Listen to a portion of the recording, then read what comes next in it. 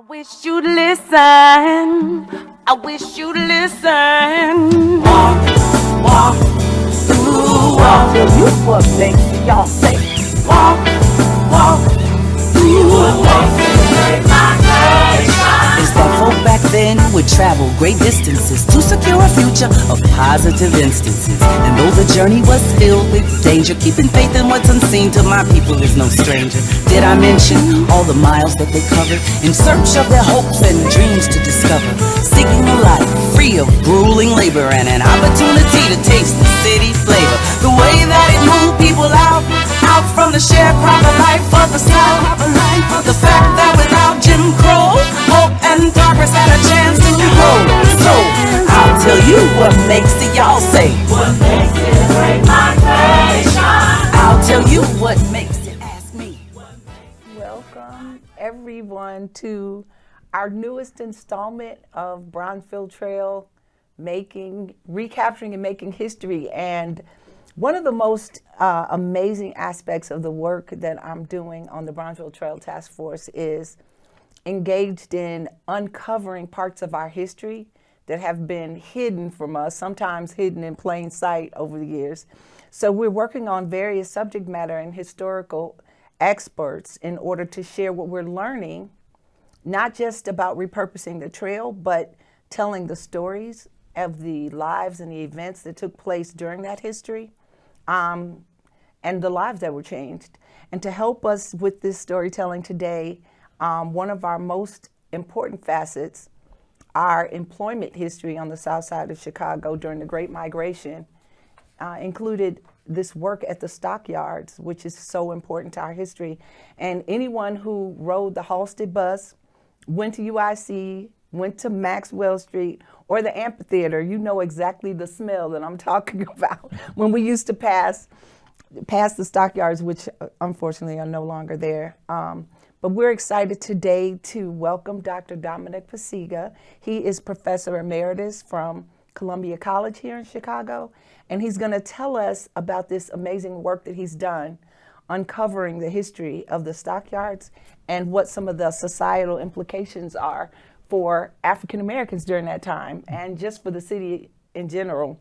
So welcome, Dr. Parayga. Thank you for having me. So start out by telling us your story and just how you developed an interest in the Chicago stockyard. Well, you know, my family worked in meatpacking. They worked at Armour and Company, basically. I later, when I was in college at UIC, I ended up going to walking through the yards, and the livestock market was still open, and they hired me to be a livestock handler. So you're just walking through the yard? Walking through the yard and looking for a job. And it was like walking through, when I walked through Packingtown, which were all the meat packing houses, where it looked like a bombed out London, you know, the buildings were empty and abandoned. When I crossed into the marketplace, there it was, you know, cattle pens and hog pens and sheep pens, and there was a sign for hire, so I walked in and I ended up being a livestock handler. Then later, I went back to college during the fall, and then I came back the following summer, and they made me a security guard, and I stayed all that the next couple of years there. Wow. Tell us about your family. I know, and then you also told me you had a connection to the Wood Street. What's the Wood Street? Wood Street. I grew up on 46th and Wood Street. I live now on 101st and Wood Street, and we're on 1309 West. Oh, Wood that Street, is a that is a Wood Street connection. It's a Wood Street connection. So your family, in terms of the history of the stockyards, tell us a little bit about that. Well, they began just before World War I. They immigrated from Poland. So they were Polish Highlanders. They were mountaineers from the south of Poland, and there was a large Polish Highlander community in that neighborhood at the time. And we stayed there for 3 generations in that neighborhood. You know, you talk about the stench, the smell, right? I thought that was fresh air. It made you know, it was just normal, right? Yes. I remember they took me out into the countryside one day to a seminary, and I said, well, what is that terrible smell? It was fresh air. Fresh air. But yeah, so I worked there for on and off for 3 years, yeah.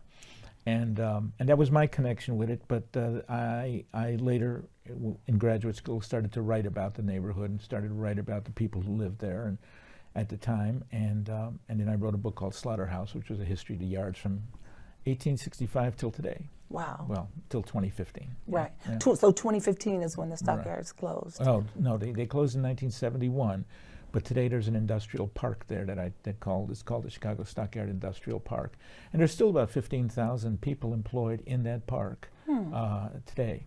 You know. So, but it's a very diverse industry today, not just meatpacking. Okay. Mm-hmm. So in terms of the economic impact of the stockyard for our city, for our state, for the country, what made Chicago such a prime location? And like when was it like booming? Oh, sure. Okay. Well, Chicago takes off because of the canal and the river. Okay. And so when the canal opens in 1848, you start to see industries starting to collect along the canal.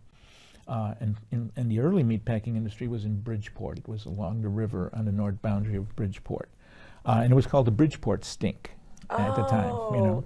In 1865, they united, there were about 6 small stockyards in Chicago. They brought them into one called the Union Stockyard on 39th Street, or Pershing Road, and south of 47th from Halsted to Racine. That was the livestock market. And then in the 1870s, the meatpacking houses moved down from Bridgeport to the west, and that's called Packingtown. So Chicagoans called the whole thing the yards, but it was really 2 distinct places.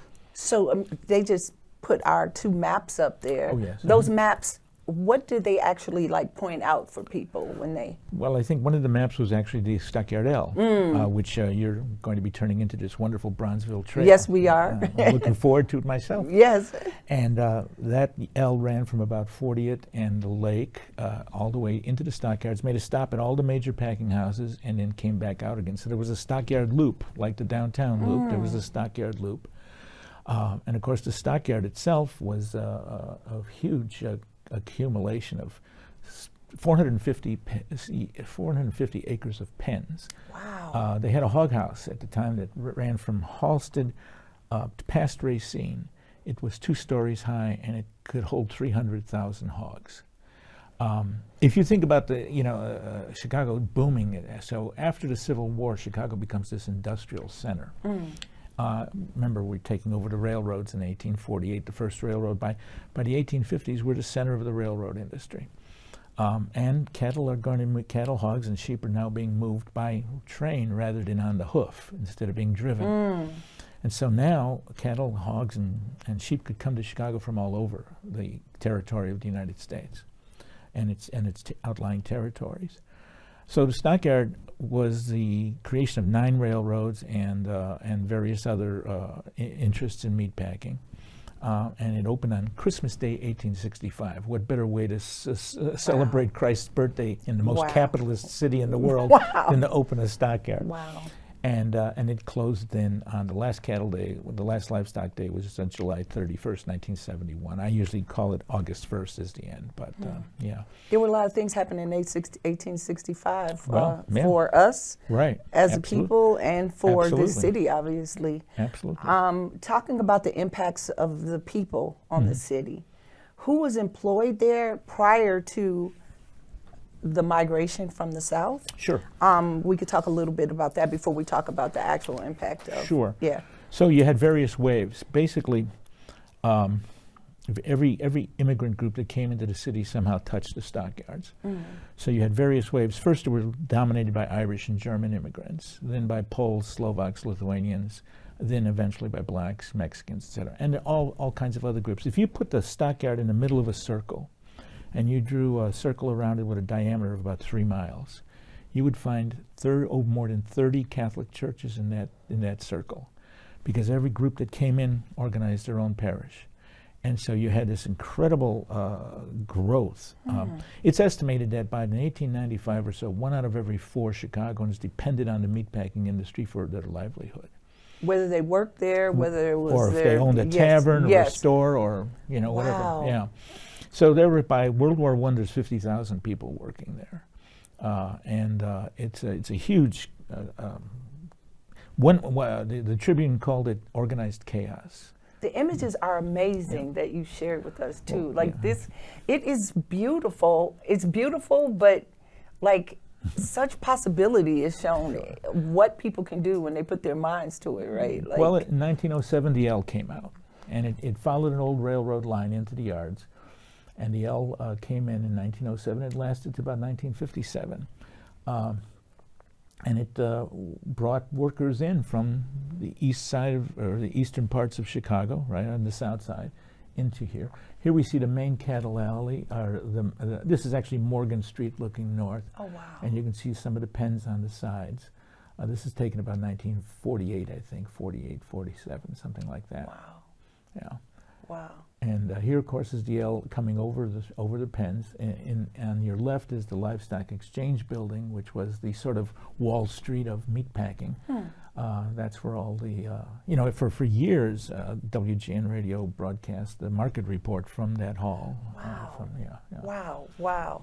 Okay, so the new arrivals, my people coming from the South. Right. So first of all, I can't even imagine or put myself in that position of I'm going to leave everything. Right. Even though we didn't have a lot, I'm leaving everything that I've always known to move to a place just because I heard that there are possibilities. And then to get here and how that must have been for people. And I love the fact that you're a historian and you can tell us from like firsthand accounts, most likely, like what that was like for people. But well, I think for each one of these groups it was startling, right? Because you're leaving a rural world. These are sharecroppers in the South, yes, or peasants in Eastern Europe, right? Yes, and they're leaving that little world and they're coming into this huge, massive industrial place. It's a slap in the face. It's an epiphanal experience. People had look, everybody knew how to slaughter an animal on a farm. You grabbed it by its hind leg, you hung it from a tree, you did what you had to do. It took 8 to 12 hours to slaughter a steer on the farm and cut it up into pieces. How much time did that take here? 34 minutes. It took 6 hours on a hog on a farm to slaughter a hog. Here it took 26 minutes. So this was massive industrialization and mechanization. Wow. And look, some of these packing houses are killing 2,500 head of cattle a day. Wow. They're killing 6,000 to 8,000 heads of hogs a day, and the same as sheep. So this is startling. Literally, I've actually witnessed a slaughter. I went into a slaughterhouse to watch it when I was writing my book, Slaughterhouse. And you're standing in your ankles in blood, and it's not the most pleasant job in the world, but it was a rung on the ladder, climbing up of upward mobility, and people used it to buy homes, to send their kids to school. So when African Americans are coming in, at first African Americans are coming into a city that's not quite segregated. Blacks and whites are living together on the South Side. As the Southern migration took place, and I'm talking now from places down the Mississippi Valley, from Arkansas, Texas, Mississippi, etc., come in large numbers on the Illinois Central Railroad, then prejudice begins to really set in and people are being segregated more and more. So you have what they used to call the Black Belt, and now we call Bronzeville, right? This was the South Side ghetto originally, and there's no other way to put it, right? And they were confined there. And but it was close to the stockyard. You could walk from State Street to Halsted Street and be in the stockyard. It's an 8-block walk. So, and then of course there was also transportation. There was the streetcar lines and of course the L, and eventually bus lines. But think about, Langston Hughes, the great poet, right, who came to Chicago, said, if you could stand on a corner at 35th and State Street, if you didn't see someone walk by you from your hometown, you weren't looking. Because people were just flocking into that neighborhood. Wow. And he talked about the bright lights of Bronzeville at 35th Street, the jazz clubs, the bars, the restaurants, and, black entrepreneurs. Blacks built their own city. I mean, they built a city within a city, and we call this, of course, the Black Metropolis, or Bronzeville. Bronzeville. Yeah. And that was largely connected to steel and meatpacking. Steel, you had to go a little further away because you had to go down to the lakefront at 79th Street and South to work in steel mills. But the packing houses were a walk away. And you saw the first, there were African Americans even in the 19th century working in a packing house, but there were very few, one or two. 1904 strike, they're brought in to break the strike. Images are beautiful. And I love the images you've you've put together. Thank you. Yeah, these are people working at Libby McNeil and Libby. These are two men working in a hide in the hide room, which was rough work, tough work. This was very hard labor. I mean, you know, if you think about it, and whether you were an immigrant from Poland or an immigrant from Mississippi, right? You were put in at the very bottom. So you came in as a squeegee man often. A squeegee man was somebody who stood all day pushing blood into a gutter. Okay. Others were shacklers. They would grab the hind legs of hogs. And by the way, hogs are very smart and they know what you're doing and they bite you. And you grab that hind leg and it picks it up in the air and it goes to the guy who's the sticker. And then it goes on its way. Yeah, it'll pass something like 100 people, 120 people before it ends up in the cooler. Each one with one little job to do. Just, you know, cut, pull. Oh. You know.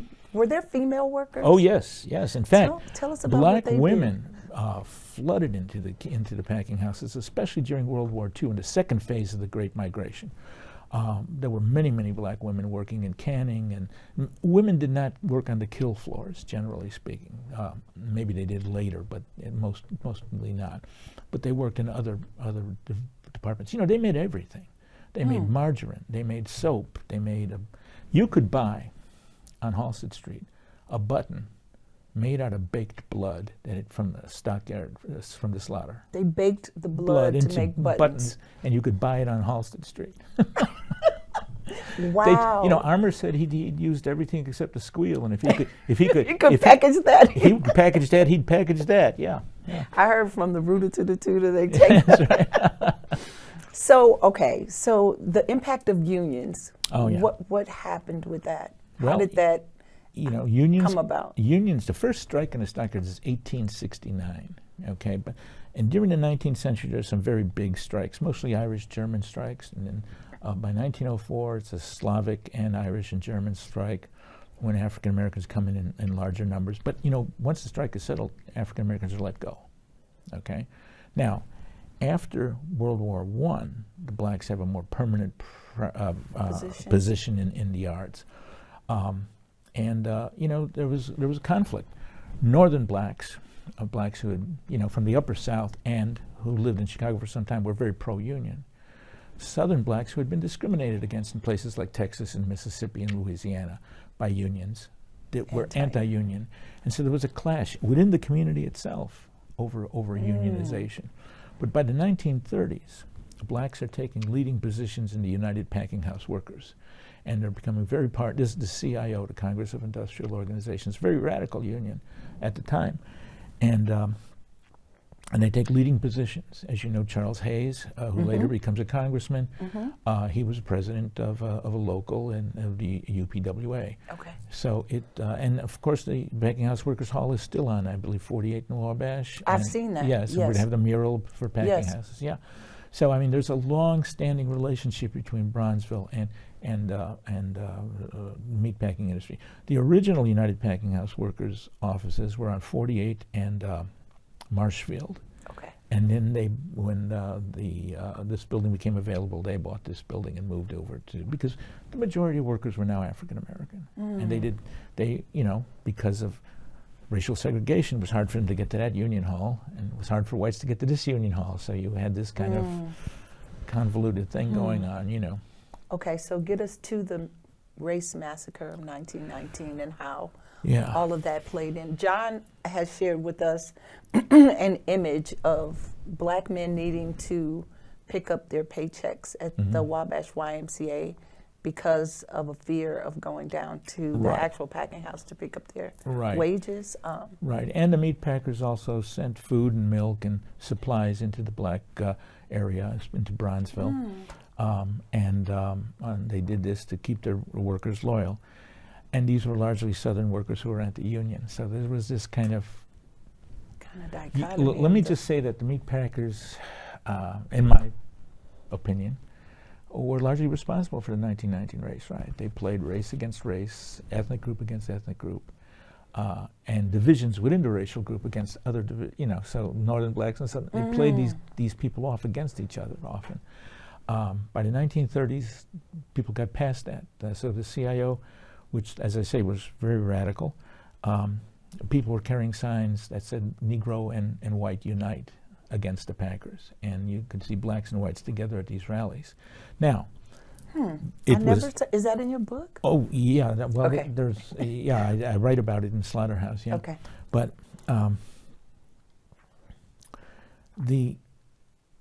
there's this relationship on the work floor. You know, you and I are working on the work floor. We're friends. We eat lunch together. We talk union business together. You go home to your house. I go home to my house. That wall of segregation is still there for housing. And that is what we sometimes call city trenches.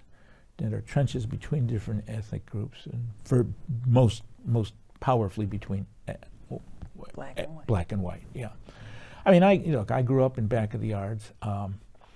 Black people going through back of the yards all the time. They didn't live there. Okay, I went to De La Salle High School at 35th and Wabash. I didn't live there. You know, we passed through each other. And so it was, and in you know, those 30 or so parishes surrounding the stockyards, there were Polish parishes and German parishes and Russian parishes and Lithuanian parishes, and you went to your own parish, so you were even divided there. And Packers were masters at manipulating these groups. So for instance, if the Poles started joining unions, they would bring Lithuanians in who didn't speak Polish.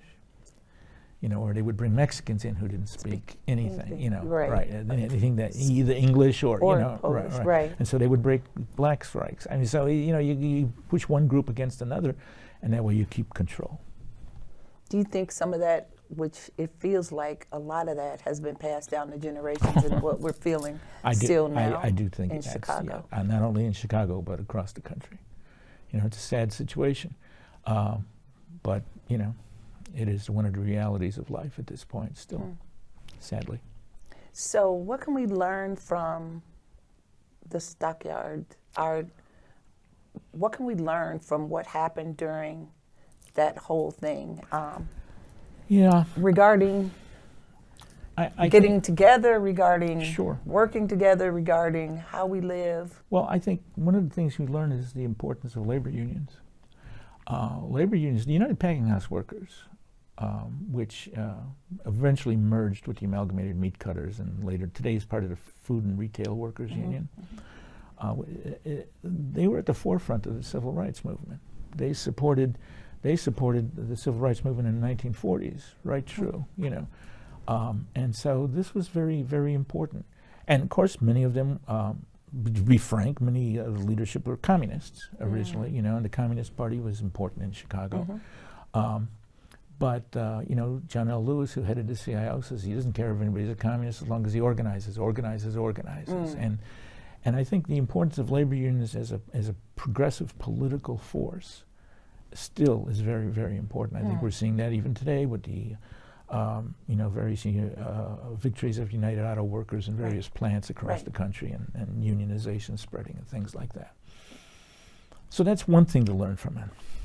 The other thing to learn from it is change happens. I'm a historian. I deal with change because, you know, look, I mean, a lot of people are nostalgic for the past. They took me on a bus. I give bus tours sometimes of the stockyard area. Well, how can we get it back to what it was? I said, well, rip up the streets, turn them into mud, put the bathrooms in the backyard. And bring 500,000 cows. Right, yeah, exactly. I mean, just turn it into a slum, and there you got it, you know. So, I mean, you know, so you can't get too nostalgic about things. You know, you have to look at what happened, how they changed, what the future is. You know. There are very few people who want to live in 4 rooms with 12 kids. Yes. You know. Yeah, pretty much not. Yeah, right, exactly. You know, you find other things in life. And so that's actually why you see changes. For instance, the packing house where I saw the slaughter, which is now closed and gone, when I was working in the stockyards, the majority of people who worked in that packing house were African American. That would have been in the 70s, late 60s, early 70s. In fact, a good friend of mine worked there, who is black. And when I walked in there, everybody was Hispanic. Wow. And I said to the owner, What happened? I said, what happened? Oh, where all black people go? He says, they don't want to stand in blood all day. Not anymore. Not I guess anymore, right. The newest immigrants come in. So today, the immigrants who work largely in meatpacking, which is still not a pleasant job, which is also a dangerous job, today, and which we saw during COVID, because COVID spread through the meatpacking plants very quickly, because you were very close with each other. Are Hispanic and also Southeast Asian.